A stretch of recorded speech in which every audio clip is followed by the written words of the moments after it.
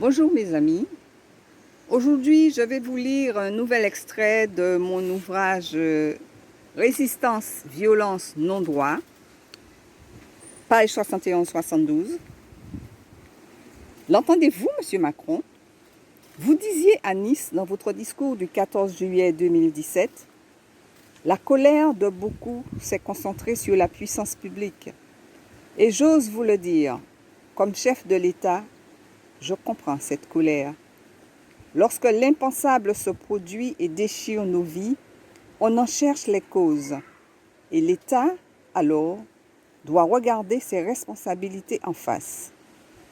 Et si la République était frappée de surdité quand ses fils et ses filles lui crient leur douleur et leur indignation, elle ne serait pas la République, mais un régime fragile, à bout de souffle.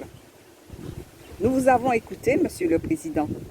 La République ne saurait être indifférente aux cris de ceux qui souffrent.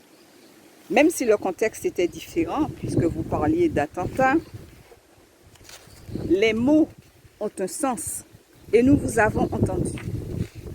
Alors, sachez qu'ici, des êtres humains, des fils et des filles, supposément de cette même République, sont en colère, car ils ont été empoisonnés et l'État que vous représentez y a contribué. Ils réclament justice et réparation. Alors, continuerez-vous à couvrir du voile de votre pouvoir et de votre compassion ceux qui ont commis un tel crime? Lorsque l'impensable se produit, disiez-vous, on cherche les causes. Nous sommes tout à fait d'accord sur le principe. Mais alors, comment comprendre que des preuves se volatilisent dans un tribunal? Y aurait-il deux discours, Monsieur le Président? Et n'essayez pas de me dire que je mélange tout.